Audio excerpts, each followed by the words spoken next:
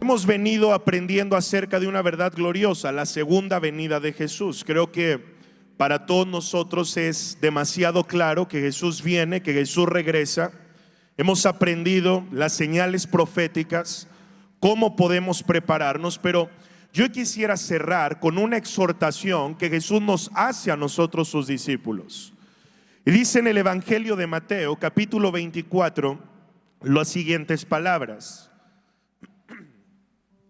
más como en los días de Noé. Digan conmigo, como en los días de Noé. Ese es el título de la enseñanza de este domingo. Más como en los días de Noé, así será la venida del Hijo del Hombre. Porque como en los días antes del diluvio estaban comiendo y bebiéndose, casándose y dándose en casamiento, hasta el día en que no entró en el arca y no entendieron, hasta que vino el diluvio y se los llevó a todos, así será también. Léelo conmigo, 1, 2 y 3. Así será también la venida del Hijo del Hombre.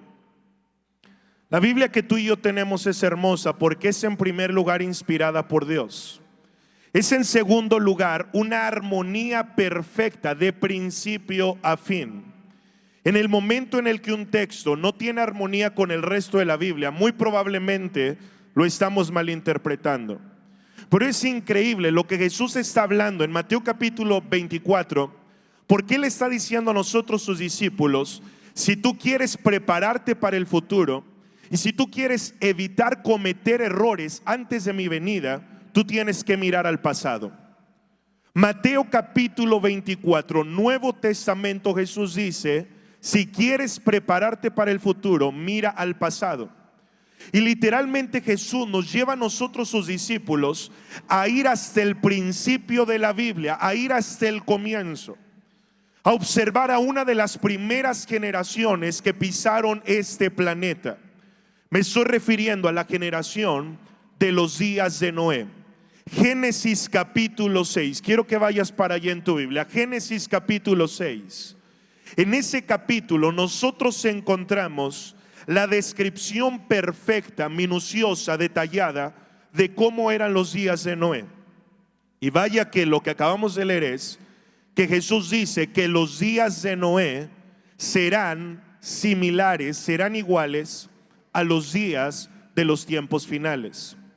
Los días de Noé son los que estamos viviendo hoy en la actualidad. Así que lo primero que vamos a entender es cómo eran los días de Noé. ¿Cómo eran estos días que Jesús menciona en Mateo capítulo 24? En Génesis capítulo 6, verso 5 dice la escritura: y vio Jehová que la maldad de los hombres era ¿cuánta? ¿Era cuánta? Mucha. Era mucha en la tierra. Y que todo designio de los pensamientos del corazón de ellos era de continuo solamente ¿qué? El mal. Sus pensamientos continuos eran dirigidos hacia el mal. Era una generación y eran unos días, los días de Noé, donde la maldad se había multiplicado. La Biblia literalmente utiliza esta expresión que era mucha. Y hoy no necesitamos ser muy ciegos, no necesitamos ser muy sordos para darnos cuenta que vivimos en medio de una generación perversa, que a todos los niveles y a todas las dimensiones sociales la maldad ha permeado. En la música, lo vemos en las redes sociales, es impresionante la cantidad de contenido inmoral, contenido violento, contenido malicioso que podemos encontrar. Lo vemos en el cine, lo vemos en la televisión, lo vemos en todos lados. Un mundo corrompido por la maldad, una generación que no teme a Dios, que no considera a Dios, que no honra a Dios, que no teme al Señor. Y nosotros vivimos en medio de esta generación perversa, en medio de este mundo corrompido por el mal. El grave peligro, digan conmigo, el grave peligro es dejarnos influenciar, dejarnos absorber, dejarnos corromper, dejarnos cambiar por el mundo en el que vivimos. Algunos creen que la solución será excluirse, irse a un monasterio, apartarse de cualquier placer mundano, pero Jesús oró para nosotros sus discípulos y dijo: no te ruego que los saques del mundo, sino que los guardes del mal. Jesús nos enseñó en el Padre Nuestro a orar y a decir: Señor, líbranos de toda tentación, guárdanos de toda tentación. Pero hay una frase tremenda que es: líbranos del mal. ¿Por qué no levanta su mano derecha y le dice: Señor, líbranos del mal? Porque el peligro de caminar en un mundo perverso es ser influenciado por él, ser corrompidos por él, y estar en una iglesia pero no vivir a la altura de lo que creemos. El peligro de vivir en un mundo lleno de maldad, en un mundo donde se multiplica la maldad, es que nuestro amor por Dios se apague, que nuestro servicio por Dios mengue, que negociemos con nuestras convicciones. Y entonces la misma Biblia advierte proféticamente y dice: y por haberse multiplicado la maldad, el amor de muchos, ¿de cuántos? De muchos, no dice de unos pocos. El amor de muchos se enfriará. Gente que estaba apasionada por Dios, de un momento a otro, ¿qué le pasó? Ya ni a la iglesia viene. ¿Qué le pasó a esta persona? Es más, él fue el que me ganó, él fue el que me predicó, él fue el que me evangelizó, y ahora está lejos de Dios. Eso es lo que dice también la Escritura, y advierte proféticamente: Jesús no regresará sino hasta que se manifieste el espíritu de la apostasía. Digan conmigo: apostasía. ¿Qué es apostasía? El que un día creyó, pero ahora le ha dado la espalda al Señor y se ha vuelto atrás. Los días de Noé eran días de maldad. Los días que nosotros vivimos son días donde debemos cuidar con temor y temblor nuestra fe, donde debemos cuidar con temor y temblor nuestro llamado, donde nuestra fe tiene que estar arraigada y fundamentada en Cristo a través de la palabra y a través de la oración. Levanta la mano si me estoy dando a entender. Pero también dice la Escritura algo que me parece poderoso y algo que me parece tremendo y aterrador. Los pensamientos de esta gente eran de continuo el mal. Cuando dice que eran de continuo el mal, yo entiendo algo. El pecado no era algo ocasional en la vida de ellos. El pecado era un hábito en la vida de ellos. No era algo como algunos de nosotros que le fallamos a Dios. Te cae la unción de el Chapulín Colorado, el Chavo del Ocho, ya no sé quién lo decía, pero es: se me chispoteó. ¿A cuántos de repente se les chispotea? No, los que no levantan la mano son unos santos. Desde acá les veo las alas. ¿A cuántos todavía se nos chispotea de repente? Sí, mi hermano, a todos. Pero es muy diferente que se te chispotee, que de repente se te quiera ahí alebrestar la vieja, no con la que te casaste, no, la vieja naturaleza. Sí, el viejo, pero no el viejo ese gordito con el que te casaste, no, el viejo hombre que se te quiera alebrestar, a que de continuo, de manera descarada, de manera habitual, de manera donde ya no hay un dolor, ya no hay una vergüenza, eres un pecador descarado, ya te vale que te vean donde te vean, ya hasta lo publicas en el Face. Ay, jole, diría el pastor Felipe. Esta gente de continuo pensaba en el mal. Y saben, no hay nada más peligroso que normalizar el pecado en nuestra vida. Cuando le fallamos a Dios y no sentimos ninguna clase de remordimiento o arrepentimiento, estamos en un grave peligro. Estamos en el grave peligro de que Jesús regrese y nosotros nos quedemos fuera del arca y experimentemos el día del juicio de Dios sin oportunidad de redención. Esa generación de los días de Noé era gobernada por sus apetitos carnales. Quiero resaltar lo que, como Jesús lo describe en Mateo 24, dice que estaban haciendo tres cosas: comiendo, bebiéndose, casándose y dándose en casamiento. Ahora, yo les hago estas preguntas. ¿Es malo comer? ¿Es malo beber? ¿Es malo casarse? Absolutamente no. Pero Jesús está advirtiendo sobre 3 peligros: la glotonería, la embriaguez y las pasiones desordenadas. Me parece impresionante que en Mateo capítulo 24 Jesús utiliza 3 ejemplos sencillos de la vida: comer, beber y casarse. ¿Por qué Jesús lo hizo? Porque Él quería darnos una enseñanza. Es en ocasiones las cosas pequeñas y sencillas de la vida que, no controladas y guiadas por el Espíritu Santo, pueden sacarte de la voluntad de Dios. Son las cosas pequeñas y sencillas. Comer no es malo, pero comer desordenadamente es un pecado delante de Dios. Beber no es malo, pero beber desordenadamente es un pecado delante de Dios. Por eso dice en 1 de Corintios 10:31: así sea que coman o beban o cualquier otra cosa que hagan, háganlo todo para la gloria de Dios. ¿Cuántos dicen amén a esa palabra? ¿Le puedes dar un aplauso al Señor? Ahora, ¿cuántos solteros hay aquí? ¿Cuántos solteros? Levanten la mano. Ok, ¿cuántos tienen hijos solteros o conocen solteros? Quiero dirigirme a los solteros en este momento de por qué Jesús, fíjate cómo liga todo Jesús. Está hablando del tiempo final y de repente se echa un mensaje y menciona el matrimonio, y tenemos que irnos a Génesis capítulo 6 para entender cómo es que encaja el tiempo final, el matrimonio y los días de Noé con algo que Jesús quiere enseñarnos. Génesis capítulo 6 verso 2. Leo la PDT, dice: y los hijos de Dios. ¿Los hijos de quién? ¿Los hijos de quién? ¿Cuántos hijos de Dios hay aquí?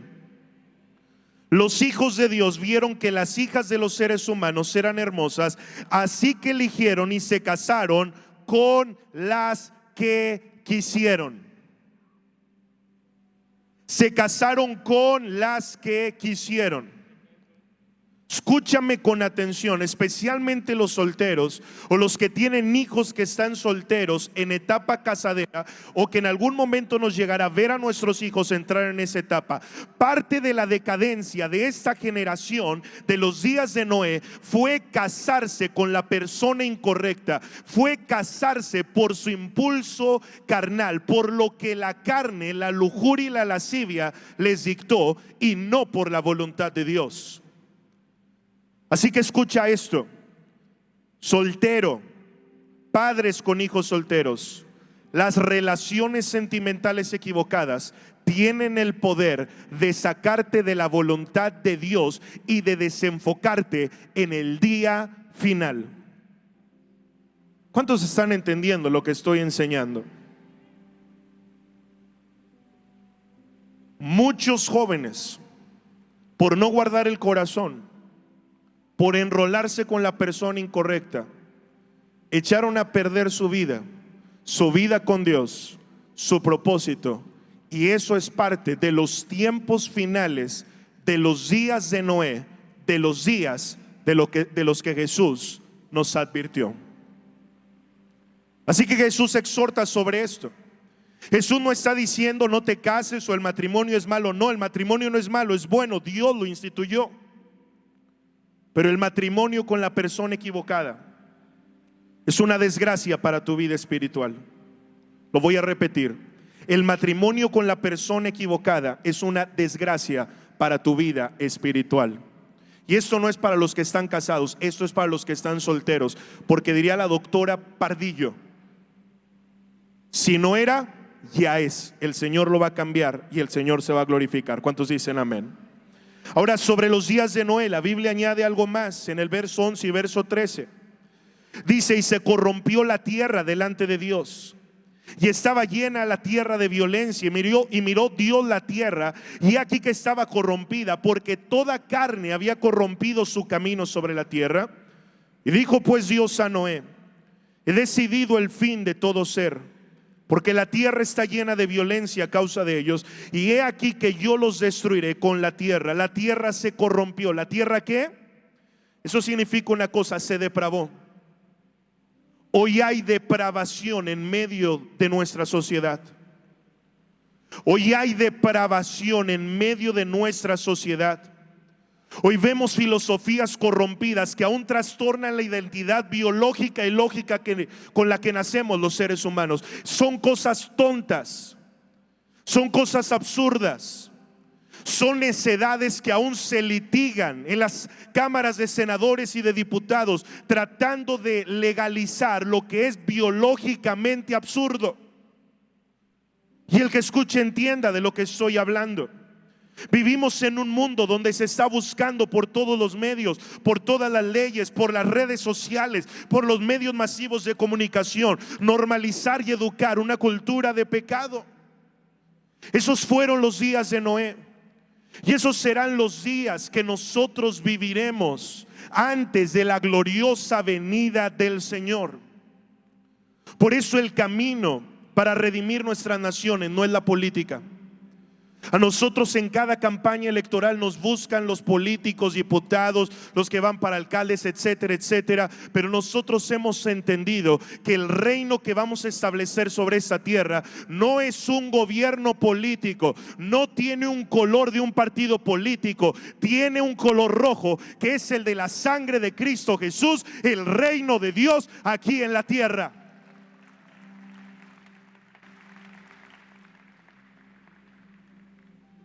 Así que de poco sirve orar contra las profecías. Para el mundo, escucha esto, para el mundo las cosas cada vez se van a poner peor, pero para nosotros la iglesia las cosas cada vez se van a poner mejor. Sobre ti será vista la gloria de Dios. Como tres se emocionaron por eso.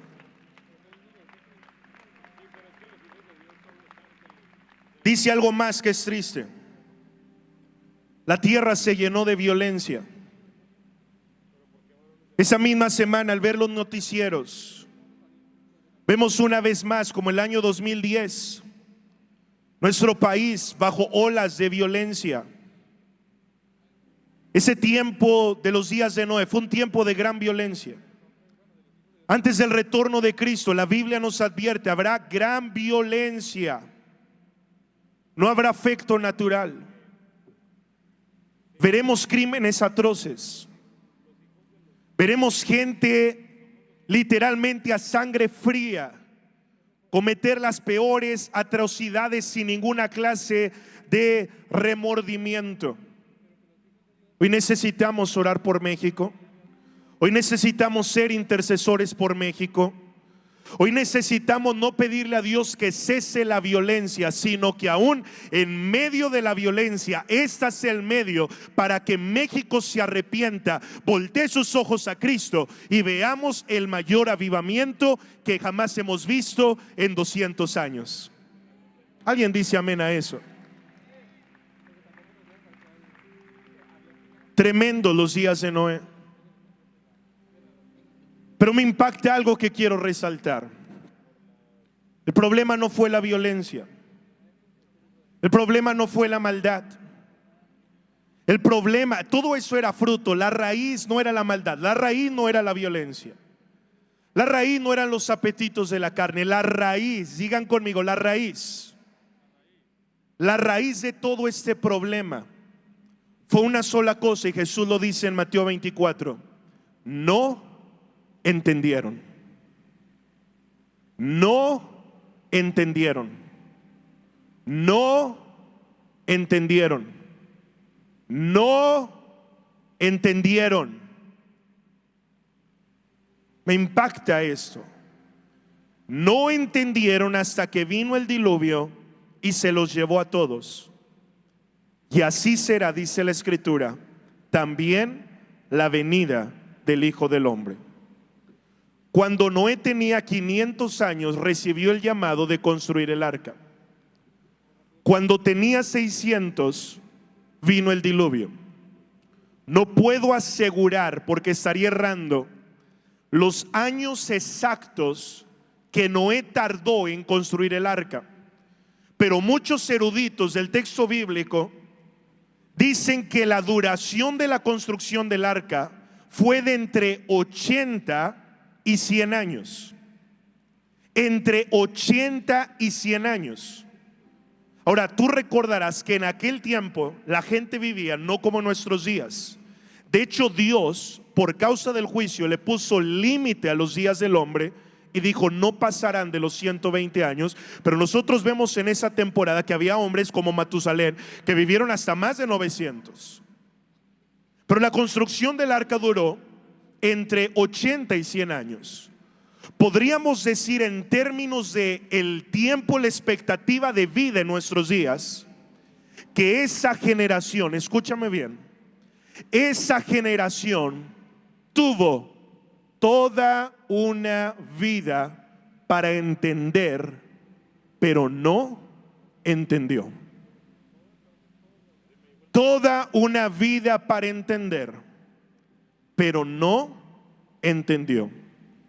100 años escuchando la advertencia: vendrá juicio de Dios, caerá un diluvio del cielo, Dios juzgará la tierra, construyamos el arca. Pero ellos, en los días de Noé, ni entendieron ni creyeron.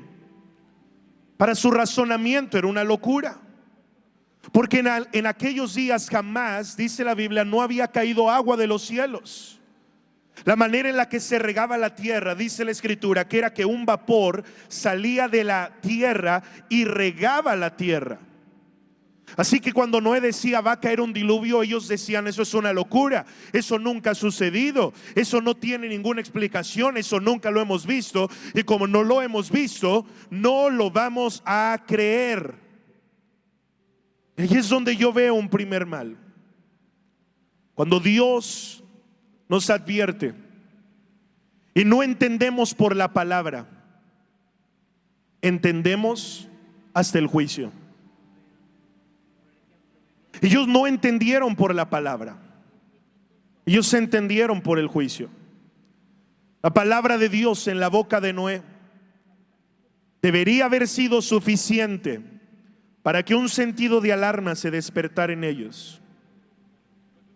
Y ahí es donde yo veo que muchos necesitan ver para creer, pero hay cosas que Dios nos pide que creamos sin ver nada. ¿Tú crees que Jesús viene pronto? ¿Tú crees que el rapto va a suceder? ¿Tú crees que existe un cielo y un infierno? Hay quienes dicen: no, hasta no ver, no creer. Pues querido, el día que te mueras y cierres los ojos en la tierra y abras los ojos en la eternidad, y ahora sí digas: ay, ahora sí creo, será demasiado tarde.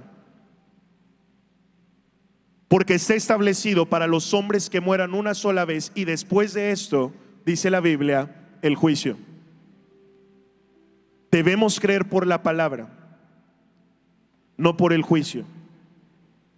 Esta generación creyó cuando el cielo se abrió y la lluvia descendió.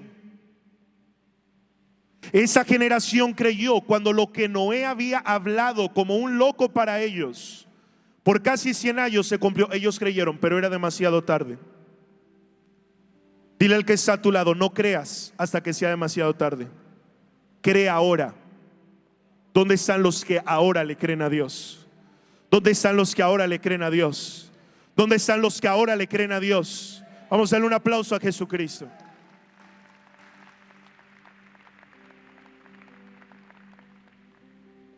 Levanta tus dos manos en alto y declara esto conmigo: yo no creo solo por lo que veo. No te escucho. Yo no creo solo por lo que veo, yo creo por su palabra. Di conmigo: yo creo por su palabra. Si tú crees por su palabra, dale un aplauso al Señor. Pues cualquiera que me oye estas palabras, dijo Jesús, y las hace, le compararé a un hombre prudente que edificó su casa sobre la roca. Es una imprudencia dudar de la profecía en tiempos como estos. Ahora, ellos no entendieron por la palabra, pero tampoco no entendieron por los tiempos. Y Jesús reprende a los religiosos Jesús les llama la atención, Jesús les exhorta y les dice: no puedo creer, no me cabe en la cabeza que ustedes no entiendan los tiempos que estamos viviendo.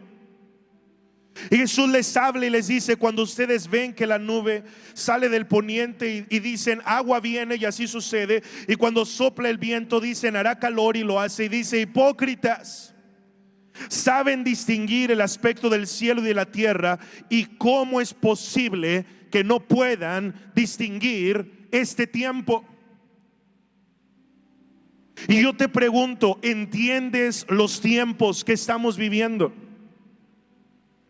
¿Entiendes los días en los que nos tocó vivir?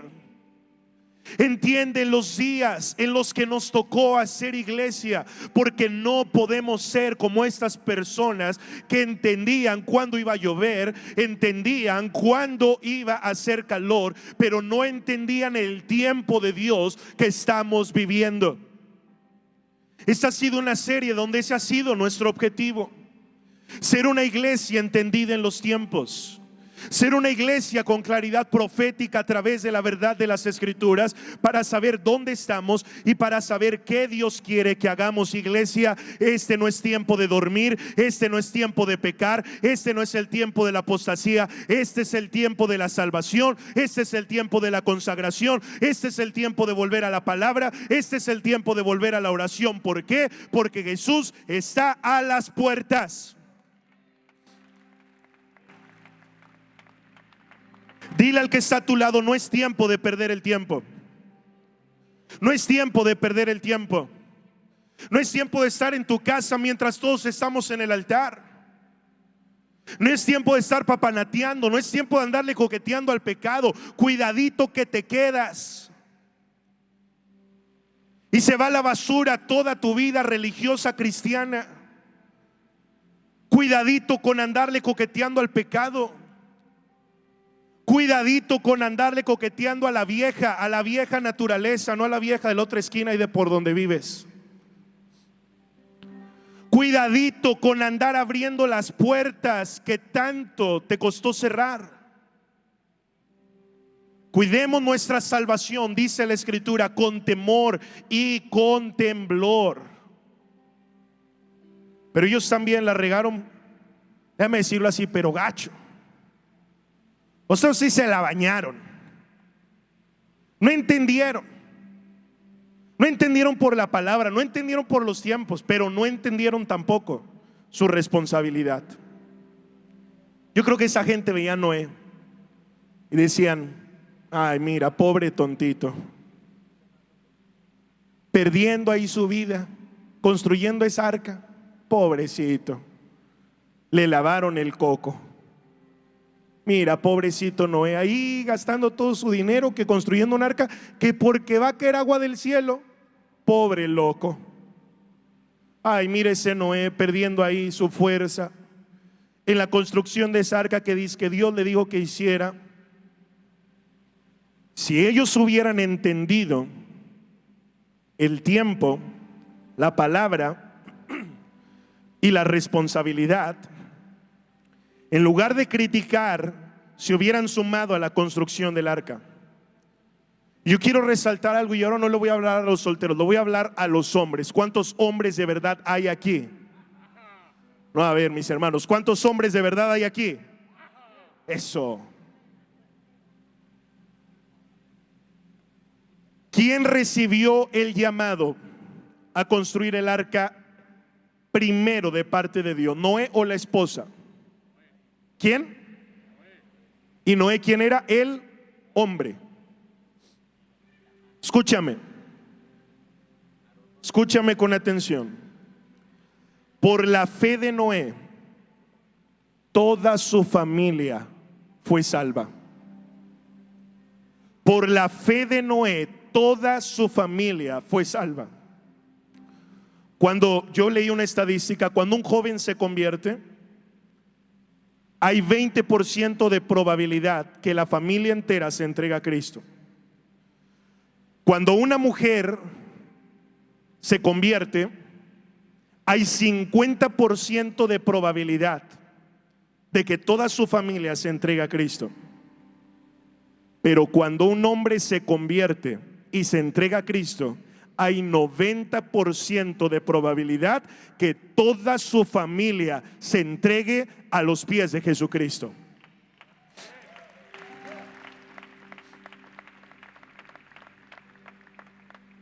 Por tu fe, hombre, toda tu familia puede ser salva, pero por tu incredulidad toda tu familia se puede perder. Yo digo, ¿dónde estaban los hombres, los cabezas de hogar, las cabezas de familia, mientras Noé estaba construyendo? Noé no solo estaba construyendo para él, Noé estaba construyendo para su familia. Y mientras él construía, los otros hombres papanateando. Tengo mucho trabajo, es que tengo el cliente, es que tengo el negocio, es que estoy cansado, es que tengo un convivio, es que tengo una fiesta, es que tengo esto, es que el deporte, es que aquello, es que nada. Es que todo puede esperar cuando Dios es prioridad. Todo queda en segundo plano, hombre, en tu vida y en tu casa, cuando Dios está sentado en el trono. Por eso la Biblia dice, por su fe Noé condenó al mundo.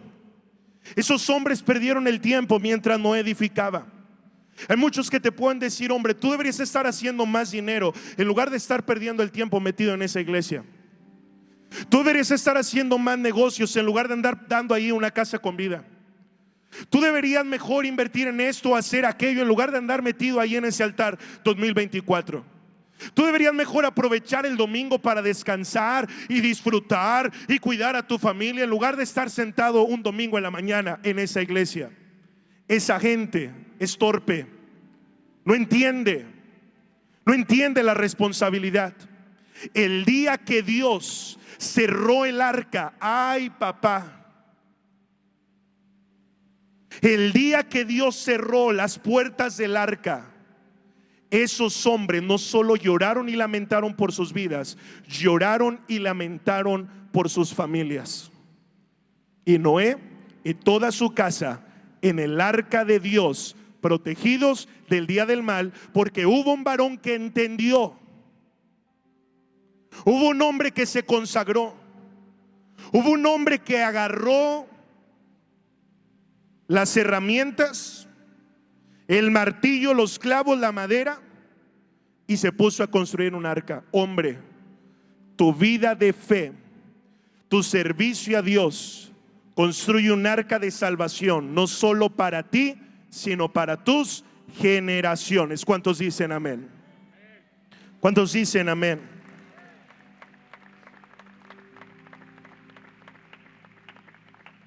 Yo creo que altar es una cita divina para edificar un arca donde toda nuestra casa sea salva.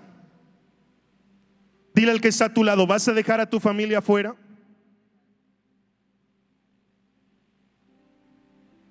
¿Vas a detenerte por los afanes? ¿Vas a limitarte por los recursos? ¿Vas a decir, no, un evento más que hacen en la iglesia, ahí luego voy a otro? Ese no es un evento más, mis hermanos. Eso es nuestro altar anual para Dios. De hecho, Noé lo entendió. Noé no faltó a su altar. Dile al que está al lado, Noé no faltó a su altar. Tú tampoco. Noé no faltó a su altar. Lo primero que hizo Noé al bajarse del arca después del diluvio fue edificar un altar para Dios. Y en el año 2021 Dios me habló y me dijo, lo primero que yo te pido que motives a mi iglesia a hacer al final de la pandemia es edificar un altar para mí. Yo los convoco que me edifiquen un altar, que me presenten sus vidas como ofrenda, y yo les prometo que el fuego permanecerá encendido en el altar y no se apagará. Noé lo entendió. Por eso fue hallado justo en su generación. Noé lo entendió.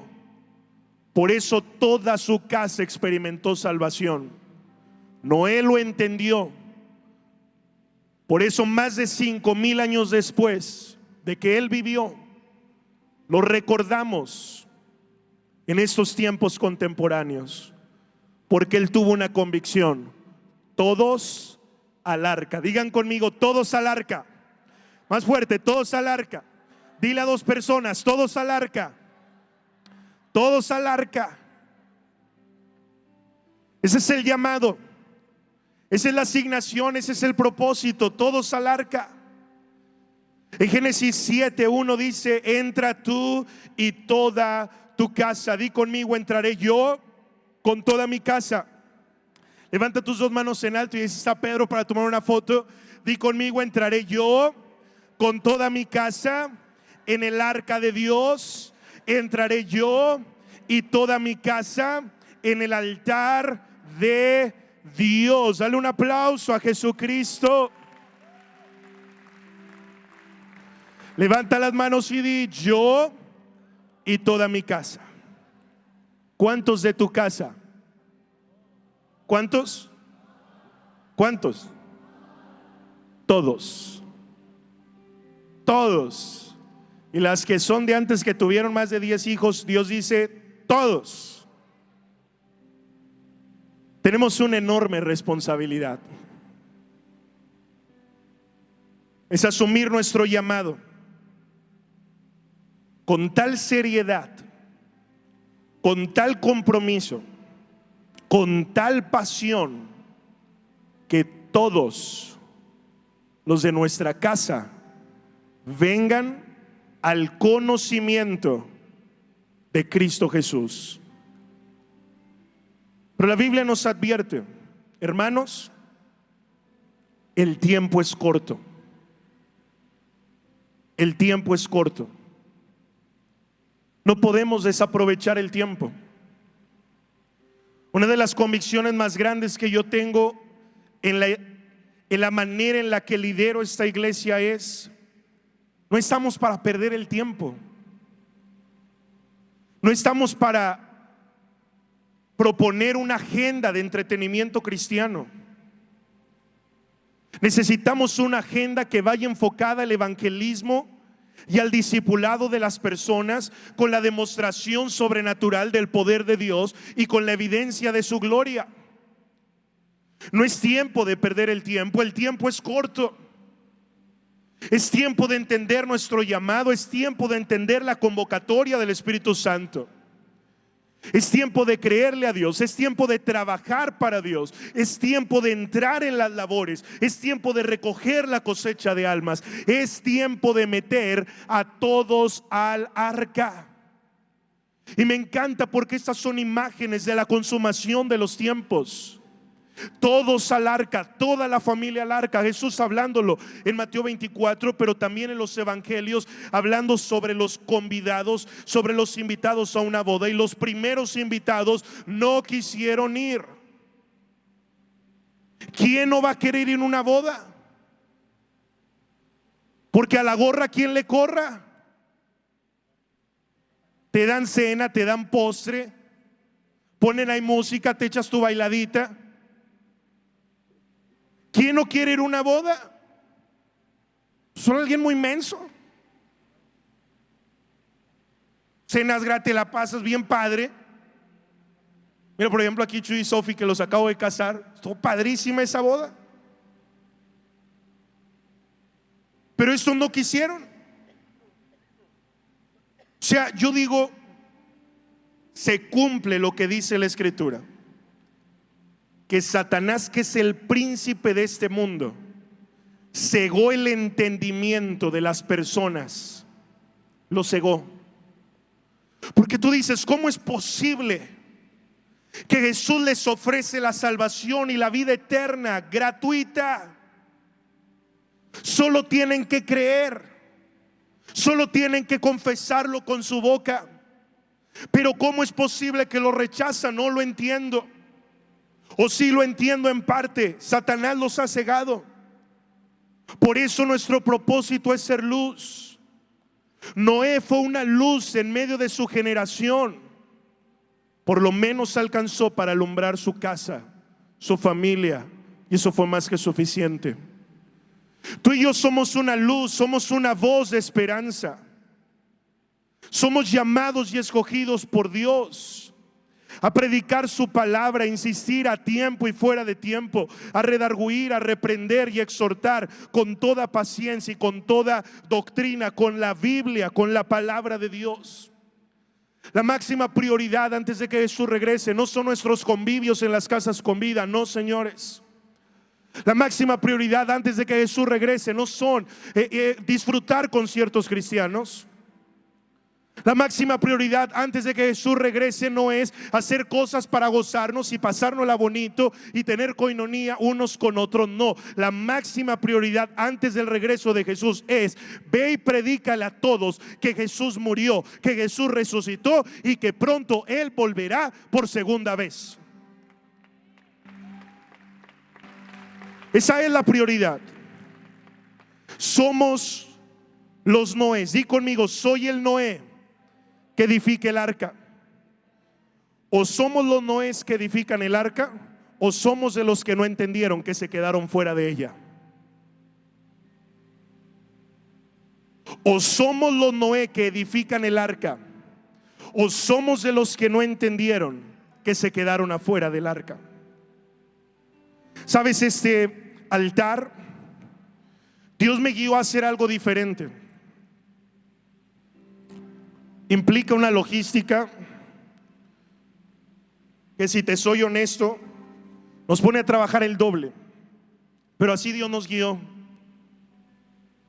No fue una ocurrencia del pastor, es un llamado del Espíritu Santo. Dios me guió a cerrar este altar el día sábado con una pesca masiva en mesas, con una cosecha de almas multitudinaria. ¿Por qué? Porque ¿de qué sirve entender que Jesús viene pronto? ¿De qué sirve entender que tenemos un llamado? ¿De qué sirve entender que pronto nos vamos en el rapto si no estamos ganando un alma más?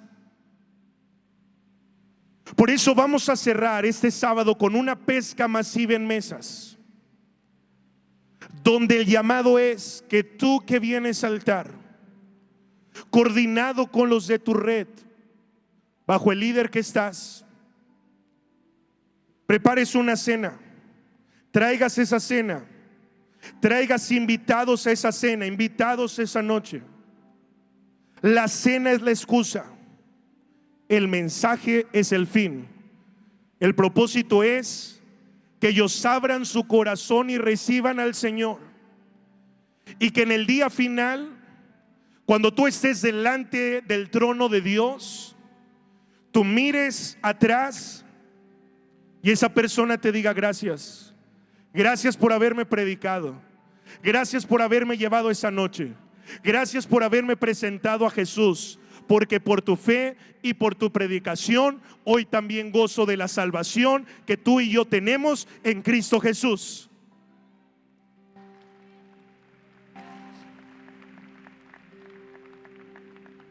Esperar la venida del Señor se trata de trabajar. Digan conmigo: trabajar.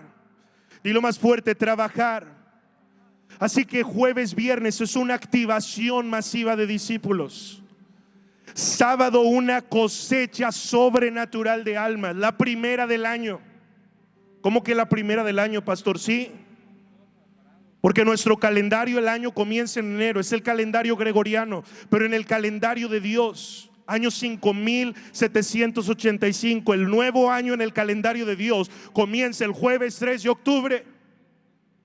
Entramos en una nueva temporada, entramos en un nuevo tiempo, entramos levantando una cosecha de almas para Dios. Y yo creo que en este tiempo tú y yo seremos de los que preparan el camino para la venida del Señor.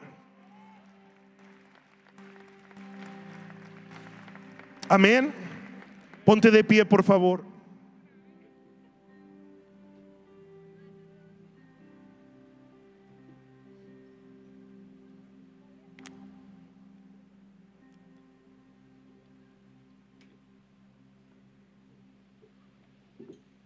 Cierro con este pasaje.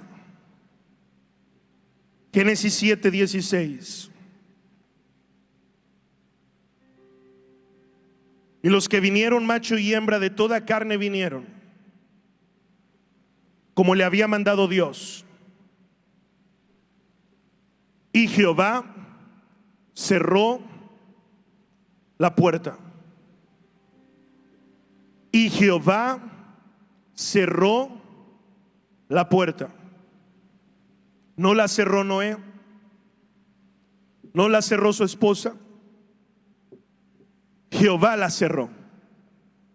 Dios mismo la cerró. Viene el día donde Dios mismo cerrará la puerta. Escucha. Viene el día donde Dios mismo cerrará la puerta. Y ese día no habrá oportunidad para arrepentimiento. Hoy es el día donde la puerta sigue abierta. Hoy es el día donde la salvación está a las puertas. El perdón está a las puertas. Hoy es el día donde la puerta sigue abierta, pero pronto Jehová cerrará la puerta y no habrá más oportunidad. La oportunidad es ahora. El tiempo es ahora. No por nada el Señor nos ha dado esta ruta para el altar de este año, porque es un llamado a reconsagrarte, es un llamado a volverte a entregar, es un llamado a poner tu vida en orden, es un llamado a entender la urgencia de que no te puedes seguir esperando más días en predicarle a ese familiar, porque se te puede morir mañana mismo. Y no estoy profetizando desgracia, estoy hablando como es la vida. En este último mes hemos visto partir 2 personas de esta iglesia de manera súbita, no lo esperábamos.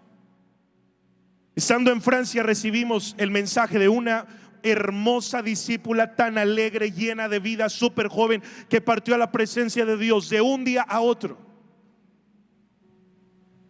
No sabemos cuándo la muerte nos va a encontrar. No sabemos cuándo la venida de Cristo nos va a encontrar. No sabemos cuándo el rapto nos va a encontrar. Pero es hoy. Es ahora. Que mientras la puerta sigue abierta, debemos hacer a Cristo el Señor y el Salvador de nuestras vidas. Es hoy, mientras la puerta sigue abierta, que debemos predicarle a cada persona que está a nuestro alrededor el evangelio de Cristo Jesús, y no lamentar cuando Él cierra la puerta y sea demasiado tarde. Yo no puedo ni imaginar la angustia y el dolor, la aflicción y la agonía de esta generación cuando a lo lejos vieron que el arca se elevó y se fue, mientras todos murieron ahogados bajo el juicio de Dios. Yo no quiero ni imaginar la angustia de todos aquellos que en el día final, habiendo oído, no entendieron, habiendo visto, no creyeron, y recibir su justa parte, dice la Biblia, no lo digo yo, en el lago que arde con fuego y azufre por toda la eternidad. Yo no quiero sembrar juicio, sembrar temor, pero yo quiero hablarte la verdad completa del evangelio de Dios, que este es el tiempo que si andabas coqueteando con el mundo, te consagres para Dios, y que si estabas tibio en cuanto a tu llamado, lo retomes con el fuego del Espíritu Santo, y que si hay alguien que conoce a Cristo a tu alrededor, te levantes como luz, como esperanza y como salvación.